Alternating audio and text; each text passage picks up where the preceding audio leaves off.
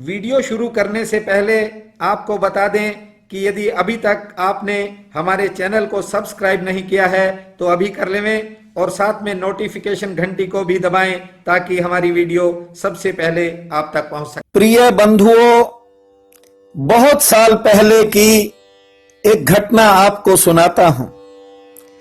एक धनी व्यक्ति मुझसे मिलने आया।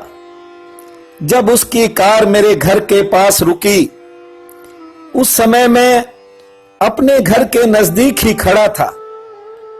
मैंने उसे कार से उतरते देखा।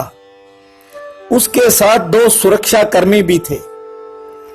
मैंने देखा वह सेठ और सुरक्षा कर्मी मेरे घर के बगल में बनी बड़ी बड़ी इमारतों के बाहर इधर उधर देख रहे थे।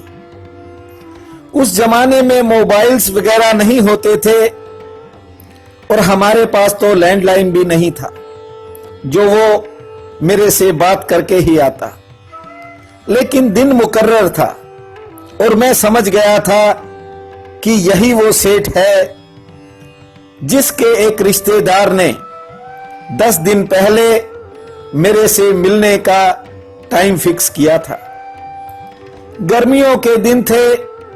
मैं बनियान पजामे में ही थोड़ी दूरी पर खड़ा था। उस सेठ को देखकर मैं अपने घर के बाहर बनी हुई थड़ी पर आकर बैठ गया। दोपहर का समय होने के कारण उसके सुरक्षा कर्मी और ड्राइवर इधर उधर देख रहे थे, लेकिन उन्हें बताने वाला कोई नहीं था। वे किससे पूछें कि मेरा घर कौन सा है। लेकिन वे बड़ी बड़ी कोठियों की तरफ देख रहे थे। सच पूछो तो उन्हें मेरा घर नजर ही नहीं आ रहा था। लेकिन जो ही मैं अपने घर के बाहर आकर बैठा तो उसके 2 सुरक्षाकर्मी मेरी तरफ बढ़ने लगे। मैं समझ चुका था। उन्होंने मेरा नाम लेकर पूछा कि उनकी रिहायश कौन सी है। मैंने कहा कि जहां तुम ढूंढ रहे हो वहां नहीं है। उन्होंने कहा कि फिर कहां है। बताया तो 7 नंबर गली में ही था। मैंने अपने मकान की तरफ इशारा किया कि यही है। सच मानना, उस सेठ के सुरक्षा कर्मियों के नाक ही चढ़ गए और उनके इशारे पर जब सेठ जी घर के पास आए तो उन्होंने भी कहा कि उनकी रिहाइश कहां है। मैंने कहा जी यही है। सेठ ने मुझसे कहा कि उनसे मिलना है। मैंने कहा बताइए। सेठ कुछ गुस्से में आ गया। सेठ ने कहा उनसे मिलना है, उन्हें ही बता देंगे, तुझे क्या बताना है। मैंने कहा कि जिस आदमी का आपने मकान पूछा है तो वो ये मकान भी वही है और जिसका आप नाम ले रहे हो वो मैं ही हूं। मेरी बात सुनते ही सेठ के हाव भाव ऐसे हो गए मानो उसने वापस लौटने की तैयारी कर ली हो। मैंने कहा कि आप वापस लौटना चाहते हो तो बहुत अच्छा होगा, लेकिन जिसे तुम ढूंढ रहे हो वो मैं ही हूं। सेठ को फिर भी भरोसा नहीं आया। उसने कहा कि आप वजीर चंद को जानते हो। मैंने कहा कि मैं उसके बाप मनोहर लाल को भी जानता हूं। सेठ सहम गया। उसने कहा कि मैं आपसे कुछ पूछने आया हूं, मुझे घर के अंदर नहीं लेकर चलोगे। मैंने कहा कि ये ईश्वर का घर है, परमात्मा का घर है, मेरा इसमें क्या है। और परमात्मा के घर सबके साथ समान व्यवहार होता है। बंधुओं, अमीर की चौखट के ऊपर आदमी के साथ गधे जैसा व्यवहार होता है। यह मैंने सुना नहीं है, जिंदगी में बहुत बार अपनी आंखों से देखा है कि लोग बड़ी बड़ी चौखटों पर गिड़गिड़ाते हैं।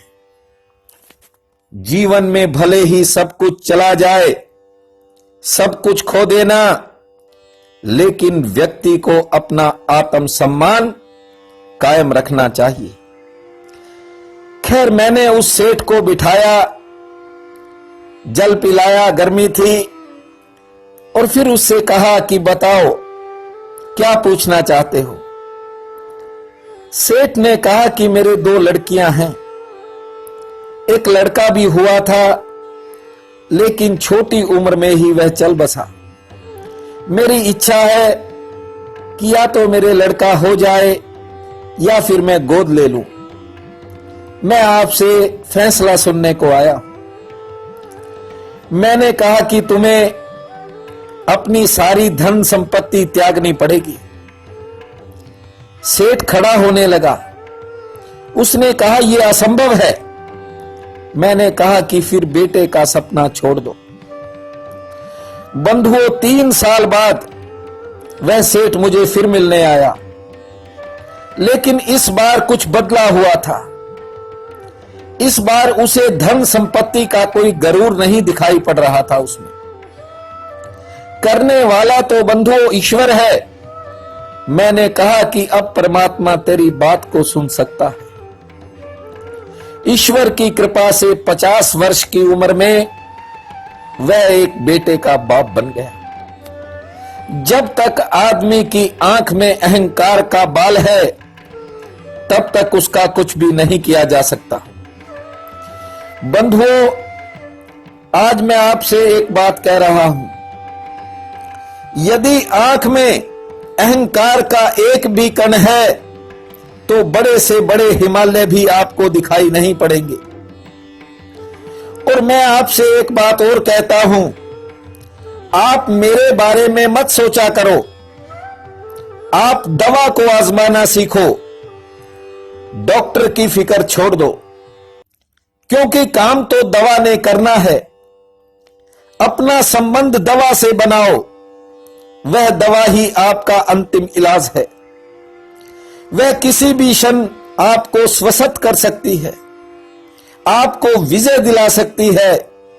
जो आपने सोचा नहीं होगा, उस मंजिल पर आपको पहुंचा सकती है। असली चीज तो दवा है, और उसे कहते हैं भूमा। भूमा भूमा 3 बार बोलने की कला सीख लो, और कुछ करने की जरूरत नहीं रहेगी। अहंकार को दूर से ही त्यागो, और जो चीजें अहंकार को भरती हैं, उन चीजों से भी किनारा करो। यदि नीम हकीमों के चक्कर में फंसे रहे, तो ये जिंदगी की भाषा वही की वही रहेगी। और 3 बार परमात्मा का नाम बोलना सीख गए, तो फिर कुछ करने की जरूरत ही नहीं रहेगी। आज बैसाख मास की प्रतिपदा है। सूर्य देवता प्रातः 6:16 पर उदय होंगे। शाम 4:30 बजे से 6 बजे तक राहु काल रहेगा। ओम सूर्याय नमः के महामंत्र का ध्यान करके दिन के कामों की शुरुआत करना। शाम के समय घर के आंगन में एक दीपक जलाकर 3 बार बोलना, धूमा भास्कर, धूमा भास्कर, धूमा भास्कर। बड़ा ही महत्वपूर्ण दिन है। आपके लिए भविष्य में समय शुभ और मंगलमय रहेगा। प्रिय बंधुओं व मातृदेवी शक्तियों, आज 1 अप्रैल दिन रविवार है। आप सबको मेरा नमस्कार है। आज का राशिफल इस प्रकार है। मेष, आज किसी रुके काम में गति आ सकती है। बिगड़े किसी काम में सुधार की संभावना है। परिवार का सहयोग मिलेगा और काम के प्रति नया उत्साह बनेगा। गृहस्थ में कोई मामूली चिंता बन सकती है। वृष, कारोबारी सितारे पक्ष में हैं, लेकिन आज कारोबार में और कार्य क्षेत्र में किसी बाधा से भी सामना हो सकता है। आमदन सामान्य होगी। कानूनी व सरकारी कामों में सफलता मिल सकती है। स्वास्थ्य अनुकूल रहेगा और कोई अच्छा समाचार भी मिल सकता है। मिथुन, आज किसी जरूरी काम में टाल मटोल न करना। ग्रह सितारे आज आपके पक्ष में हैं। कोई पुराना रुका हुआ काम भी बन सकता है। अतिरिक्त आमदन भी हो सकती है। पुराने मित्रों से मिलन के संकेत हैं और सेहत के प्रति थोड़ी आज सावधानी जरूर रखें। कर्क, किसी विशेष काम के बनने से आपका मनोबल काफी बढ़ सकता है। कारोबार में थोड़ी दौड़ धूप जरूर रहेगी। कोई पुरानी चिंता भी मन को परेशान कर सकती है, लेकिन दोपहर बाद शुभ समाचार मिलेगा और से ठीक रहेगी। सिंह, कारोबार से आज उत्तम लाभ के योग हैं और किसी अपने के सहयोग से कोई रुका हुआ काम भी बन सकता है। यात्रा की कोई योजना बनेगी। रोजगार में हालांकि मन थोड़ा आज कम लगेगा और किसी बिगड़े काम में भी सुधार हो सकता है। कन्या, किसी पारिवारिक चिंता को लेकर दिन में मन विचारों की उथल पुथल देख सकता है। आमदन के लिए दिन ठीक है। सेहत पक्ष थोड़ा मध्यम श्रेणी का है।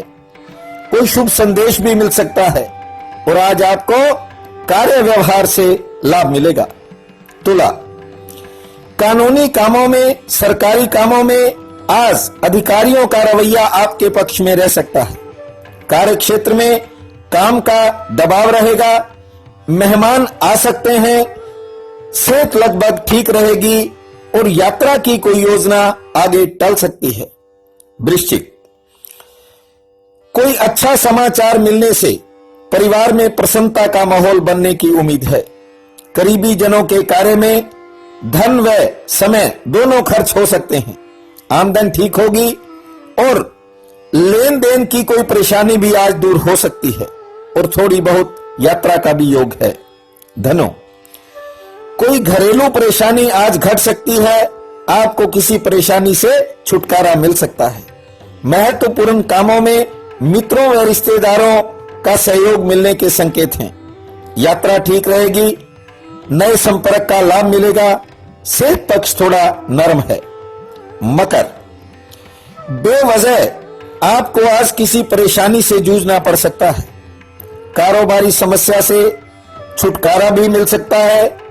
सेहत पक्ष लगभग ठीक है। दोपहर बाद समय में बदलाव होगा और किसी नए क्षेत्र से आपको कोई आमदन का जरिया भी सामने आएगा। कुंभ, कुछ कामों में आज आपको काफी प्रतीक्षा भी करनी पड़ सकती है और कार्य क्षेत्र में भी किसी निराशा का योग है। यात्रा से आज परहेज रखें तो ठीक है। सेहत पक्ष लगभग ठीक रहेगा।